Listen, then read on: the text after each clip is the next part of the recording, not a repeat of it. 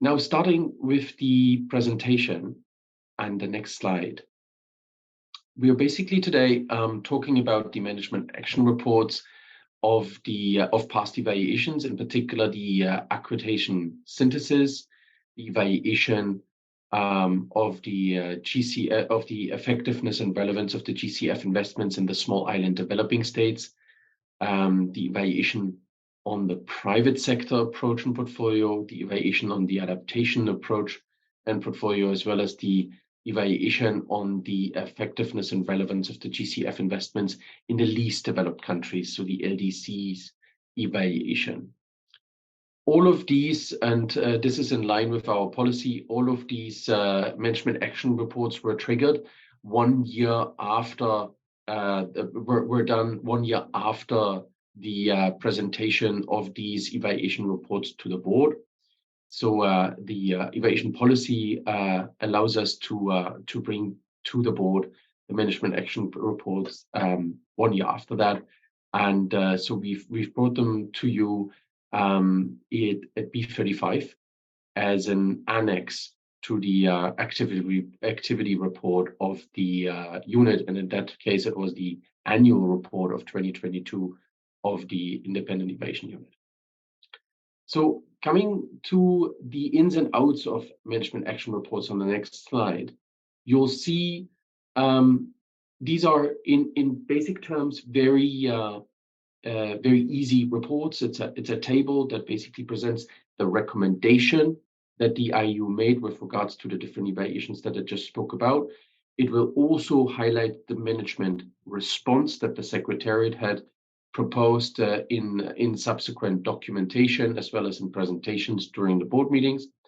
And then it provides you with a rating. And here we come to this rating that we usually apply. And that is consistently applied throughout the 5 management action reports that we brought to you at B35.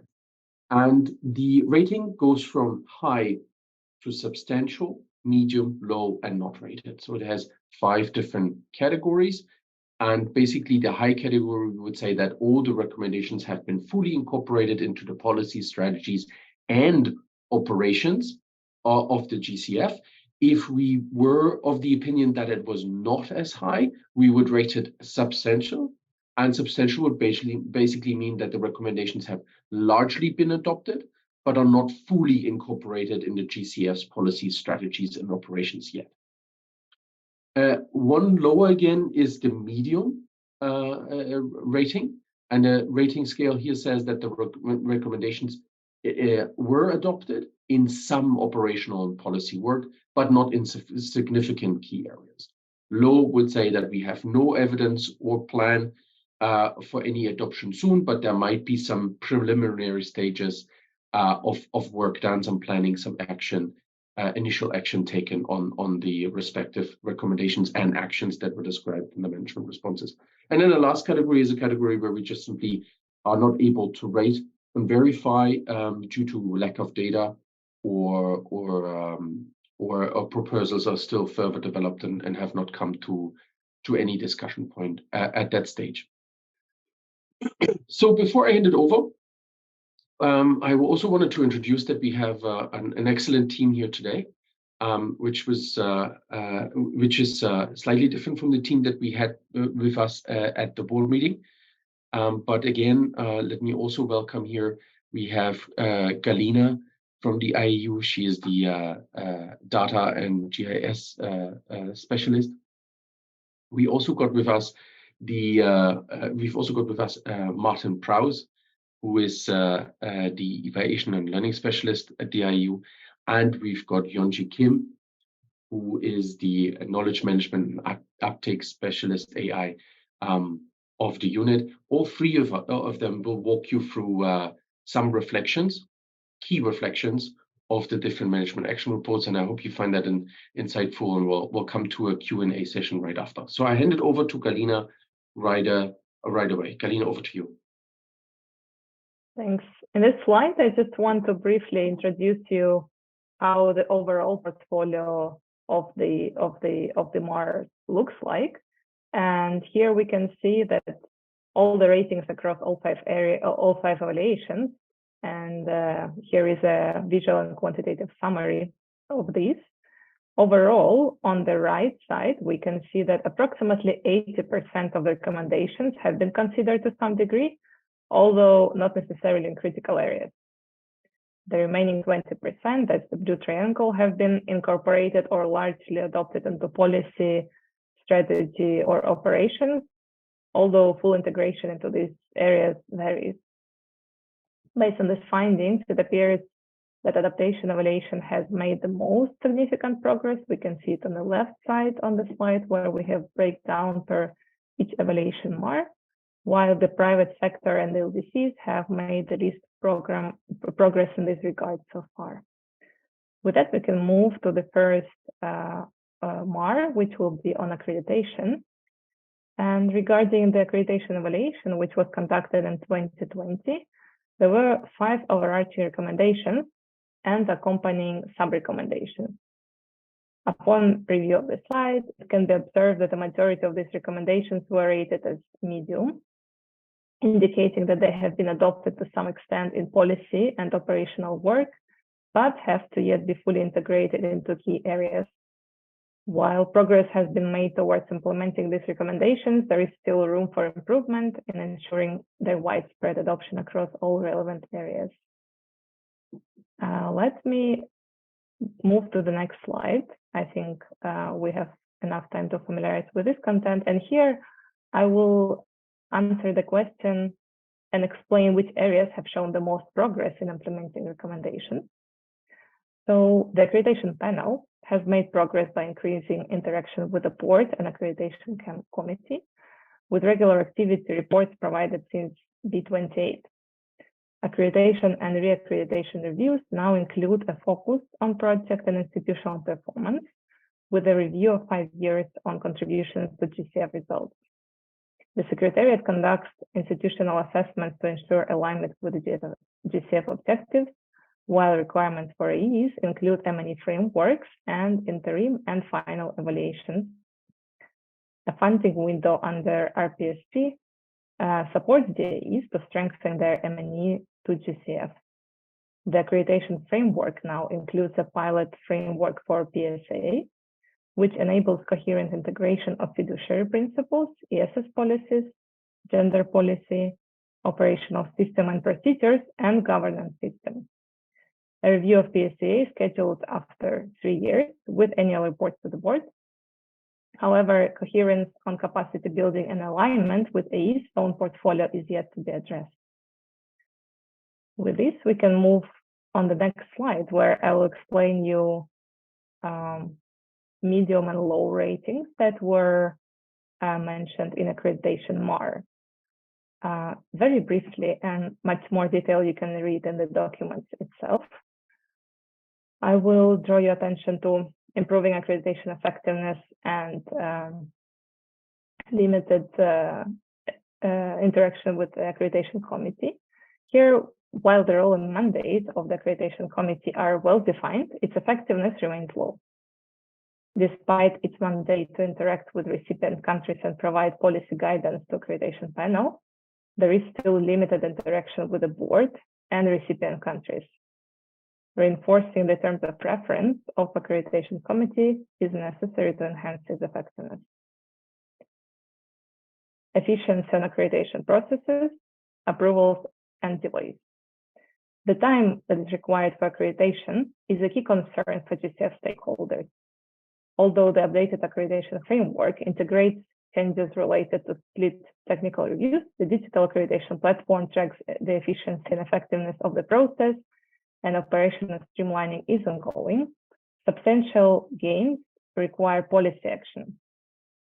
Reaccreditation considerations, pipeline increases, and complexity also contribute to delays. The strategy aims to improve efficiency and effectiveness by tracking turnaround times and legal negotiations.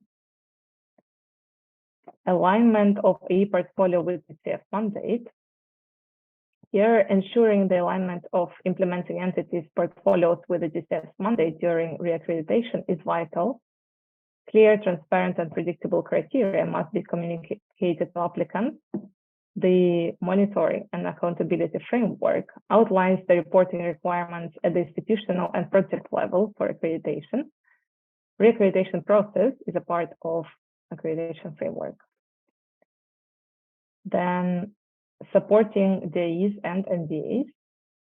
More direct access entities require support and strategic nomination by NDAs to ensure consistency with TCF1. Collaborating through country programs and investment planning processes and support via the RPSP is available. However, there are challenges in RPSP supported DAEs, which require substantial information and capacities relevant to TCF and options to build capacities. Clarifying purpose of PSAA. The PSA is intended to improve access to TCF funds. However, its purpose as a complement to institutional accreditation and its coherence with accreditation objectives remain unclear. Addressing this issue is a priority in the accreditation strategy. Assessing AE alignment and contributions. Here, reporting of AE alignment and results is crucial. AE self-assessment and evidence of alignment with TCF must be provided annually, and midterm accreditation reviews are conducted. Institutionally, reporting is mentioned briefly in monitoring and accountability framework. Assessing AE's contributions to the capacities. Here, assessing the contributions of AEs to building the AE's capacities is crucial. Although annual reports are available, they lack trackable criteria and verification processes. Plans for capacity building in national, subnational, and regional entities to meet accreditation are essential. The updated reporting template for 2022 aims to address this issue. That was a brief summary of accreditation MAR, and I hand over to Yonji. Thank you very much, Galina. Good evening, good morning to all of you. Let's now turn to the Management Action Report on the IEU SIDS evaluation. The SIDS evaluation was delivered in October 2020, and this evaluation had a total of 15 recommendations that were nested under the 4 umbrella recommendations that you see on the right-hand side of this slide. And just really quickly as a refresher, improve the RPSP support to enhance direct access and address the unique capacity challenges of the SIDS, and accelerate and simplify the project cycle, especially the SAP, which is highly relevant for the SIDS, and approve a programmatic approach policy and ensure that the private sector approach of the GCF reflects the complexion of the local private sector in the SIDS. And out of the 15 recommendations, 1 was rated as high in terms of the progress made in implementing the recommendation, and 2 as substantial, 7 as medium, and 5 as low. And we color-coded the progress made, and as you could see, the high is represented by the IEU maroon, and because we have so many medium and low-rated ones, you will see that it's the color of the recommendations is light pink that you see here. Next slide, please. So here we present to you the high substantial rated ones. So simplify the funding proposal template for the SIDS to allow them to cross-reference the GCF country programs, NDCs and NAPs, and IPCC reports in demonstrating vulnerability to climate change. We saw that a lot of progress was made on this one because GCF/B33/05 provides a working definition of climate rationale, and it does set out principles-based guidance on demonstrating climate rationale for mitigation and adaptation. Unedited guidance was adopted by the board that asks for proposed project activities alignment with host country priorities, national plans, and climate strategies. And this document does recognize the use of traditional and indigenous knowledge, and hence the rating of high. And second, adopt a private sector strategy that recognizes the characteristics of local private sector actors in the SIDS.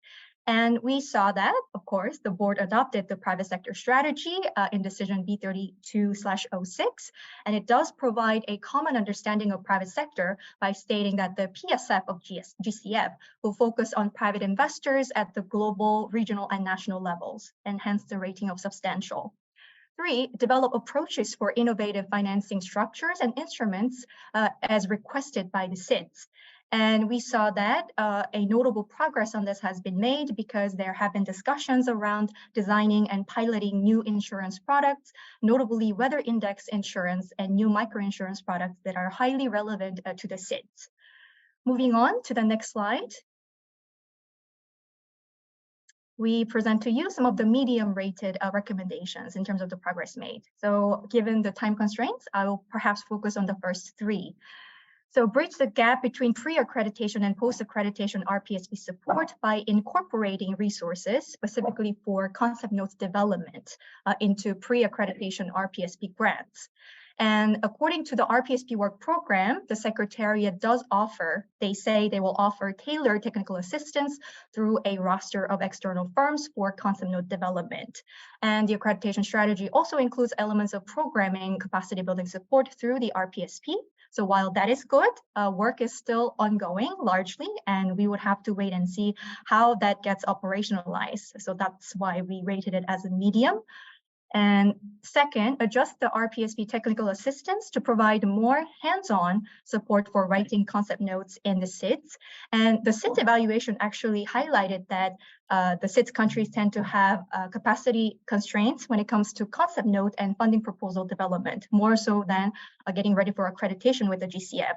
So a lot of emphasis was given through the recommendations. And on this one particularly, we saw that the RPSP work program and budget supports the development of concept notes for priority sectors, including under the SAP and PSAA, the project-specific assessment approach. However, the expected growth of concept note submissions has not yet materialized, and this has been acknowledged by the Secretariat themselves in several documents, and hence the rating of medium. And three, in piloting the PSAA, focus on making access faster and streamlined. On this one, I've spoken to several, Secretariat colleagues too, and we are kind of waiting to see how the PSAA pilot will be operationalized. It's supposed to happen this year, quite soon in April. However, work was underway largely at the time of writing this MAR on relevant templates and guidance to really operationalize this pilot. And so we would have to wait and see what comes out of that effort. Next slide, please. Here are some of the low-rated ones. Again, I will focus on the first three. Promote the availability of multi-year support for embedded advisors within the NDAs. We saw that from the RPSP work plan, there is a roster of consulting firms available to provide specialized technical support to the NDAs. However, when it comes to this concept of embedding advisors within the NDAs, the work plan is silent on that concept itself, and hence we saw it as a low rating area. And two, expand the roster and contribute to building the capacity of RPSP delivery partners in the SIDS. Well, the accreditation strategy does talk about a dedicated window for the capacity building of DAEs. However, the focus there is not on the delivery partners of RPSP, and hence we rated it as low. Adopt a policy on a programmatic approach, which has a high relevance to the SIDS, and it has the potential of scaling up climate action. And we saw that, well, there is a draft programmatic approach policy, as we know. It was not tabled at B34, and the draft policy does not refer to any additional matchmaking support for program development, and hence the rating of low.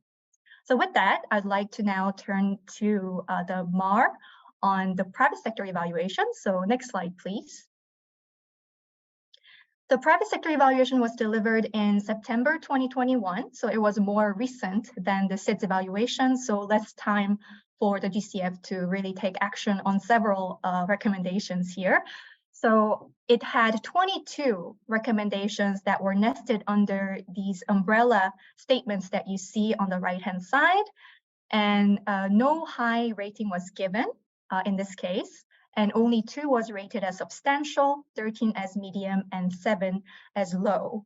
So I'm going to give you a second to just briefly look at the recommendations here, the umbrella recommendations. And as you could see from the color scheme, it's light pink again, because it has a lot of medium and low rated ones. So with that, we can move to the next slide. So these are the 2 substantial rated ones. Clarify the overall objectives of the PSAA, project-specific assessment approach, and whether that is intended to address the private sector needs. And we saw that, yes, the reason for the substantial rating is that the updated accreditation framework does include a mention of PSAA. And together with the private sector strategy of the GCF, the UAF is expected to contribute to a better map of private sector actors that are best suited to meet the GCF goals. Another recommendation has to do with promoting the strong alignment between national climate strategies and GCF's private sector projects, and requesting that the NDAs get to define the types of private sector projects that will be supported by the GCF in their countries, including in the country programs. And Readiness Work Program of the GCF says the fund will catalyze a private sector engagement in adaptation through readiness support, specifically for NDAs, project proposal, and adaptation planning. So we saw that that's one of the key reasons why a substantive progress has been made on this recommendation. Next slide, please. So we move to the medium-rated ones in terms of the progress made in adopting these recommendations since the delivery of the evaluation. First, determine and foster ambitious targets for private sector engagement in all GCF result areas. The IEU projects that the GCF is not likely to meet the PSF target as per the IRM period. And as we all know, the pool of private accredited entities is limited in number and also in project capacities to this day. And so although some work is done, we think that a lot more needs to be done on this front. And adopt a concessionality policy, which would signal the market condition in developing countries, and we can use it as a way of kind of seeing what kind of risks the private sector is willing to bear and what the additionality of GCF support could be.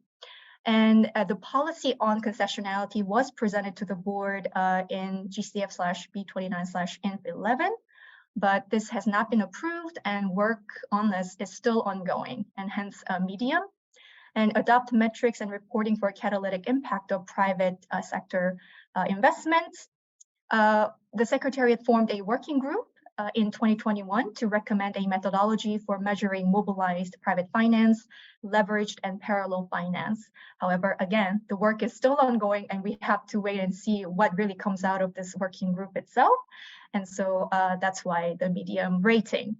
Now let's move on to some of the low-rated ones from this evaluation. MAR. First, target the private sector portfolio towards higher risk transformative projects.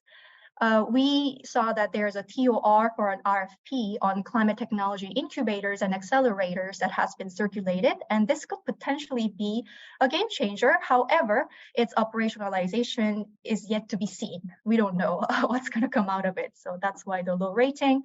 And ensure that the accreditation of private sector entities and programming of private sector projects are also informed by country programs.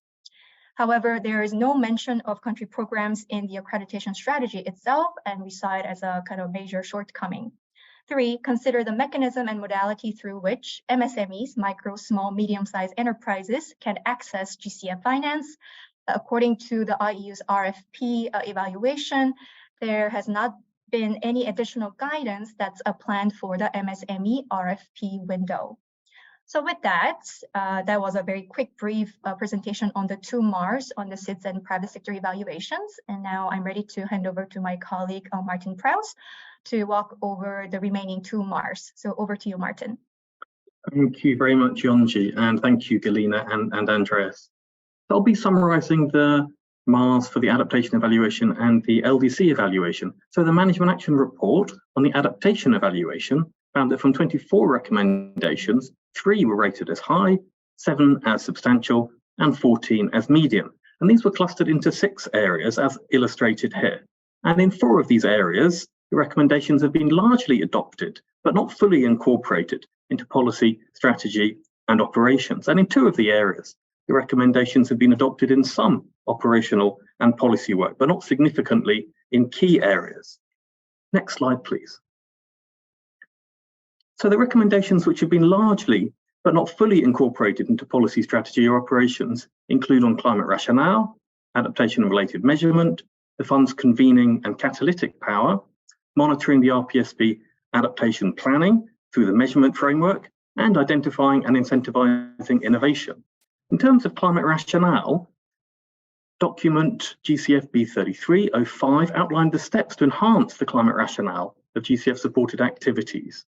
And this responds to decision B1906 and the aim to strengthen accredited entity ability to demonstrate the impact potential of proposals.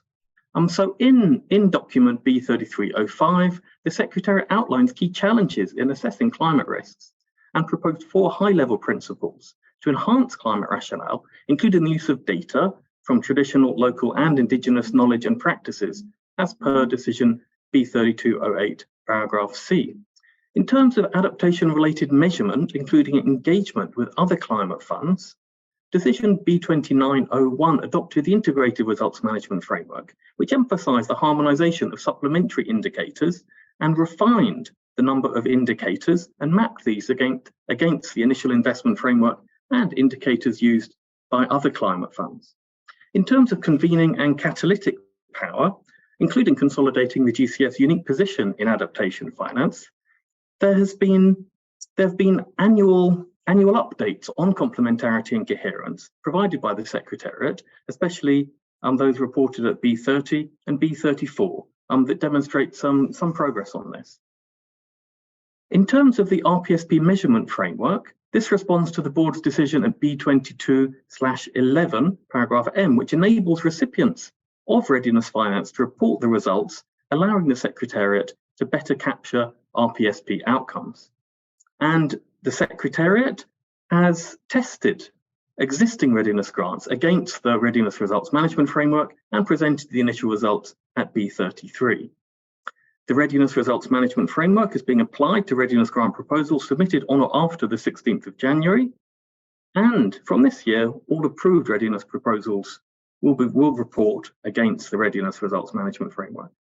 In terms of identifying and incentivising innovation, the Secretariat sector guides offer an overview of actions taken to mobilise finance at scale, including the use of innovative financial instruments. The Secretariat has also made some progress on financial innovation through blended finance structures in both private and public portfolios.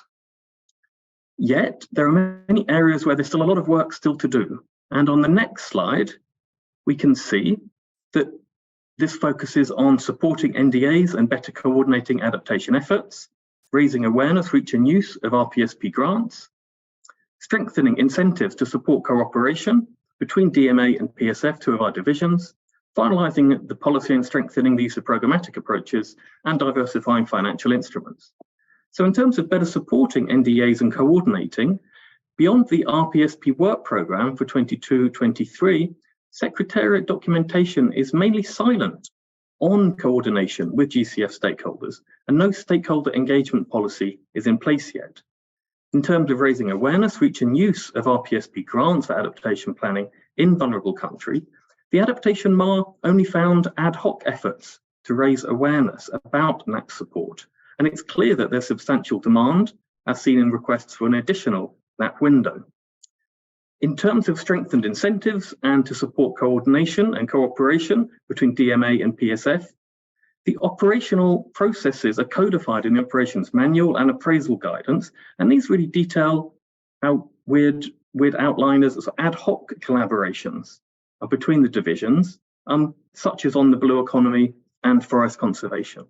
In terms of finalising the policy on programmatic approaches, so this policy, as is widely known, is to be aligned with the country ownership paper.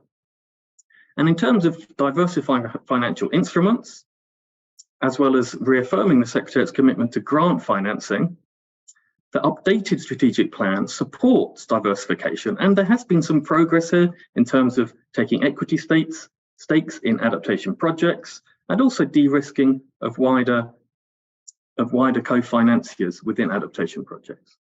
So that covers the adaptation evaluation. I'll very quickly run over the LDC evaluation because I know that we're running out of time. So next slide details the summary of the management action report for the LDC evaluation. And we had 18 recommendations. Only 1 of these was rated as substantial, 14 as medium, and 3 as low. So turning to the 1 recommendation that was rated as substantial, next slide, please. So that the LDC MAR graded the integration of the concept note review into the project appraisal process as substantial. And this is really seen within the GCF appraisal guidance, which was published in June 2022. And this provides a list of tools and guidance on this and within the wider appraisal process. Furthermore, the next slide highlights that there's still a considerable amount of work to do with 14 of the 18 recommendations within the LDC evaluation graded as medium, which means that the recommendation is adopted in some operational and policy work, but not significantly in key areas. So in terms of operationalizing COP guidance about the most vulnerable countries, and particularly LDCs, there's been limited movement on two gaps noted in the evaluation report: implementation of national adaptation plans and also loss and damage. So NAP support at the regional, national and subnational levels is confirmed in the 22-23 RPSP work programme. And the zero draft of the review and update of the Fund strategic plan outlines how the GCF will aim to enhance support for adaptation planning. In terms of loss and damage, the Fund's identified possible actions for different programmes, such as the RPSP, and it supports countries implementing loss and damage related activities by improving enabling conditions at the national level. So loss and damage does feature in the updated strategic plan in paragraph 9, and the degree to which loss and damage will feature in the updated readiness strategy or GCF strategic plan 24-27 is currently unclear. In terms of clarifying coherence and complementarity in project origination and appraisal, the annual updates on complementarity and coherence provided by the Secretariat, especially B30 and B34, highlight some progress in this regard, but there's very limited information in terms of coherence and complementarity on GCF support programs. In terms of incentives and accountability mechanisms for international accredited entities to enhance capacities of direct access entities, the updated accreditation framework adopted in Annex 4 to Decision B3106 states that the accreditation review includes, amongst other elements, their contributions to building capacities of DAEs. However, the AMA template does not require international accredited entities to support DAEs. Rather, it states under paragraph 1802K that the accredited entity, international accredited entity, intends to strengthen the capacities or otherwise support potential subnational, national and regional entities. And as we know, good intentions are rarely enough. In terms of qualifying criteria and pathways for LDCs to graduate from small to medium projects, the LDC MAR noted that the accreditation strategy adopted at B3419 is relatively silent on DAE graduation.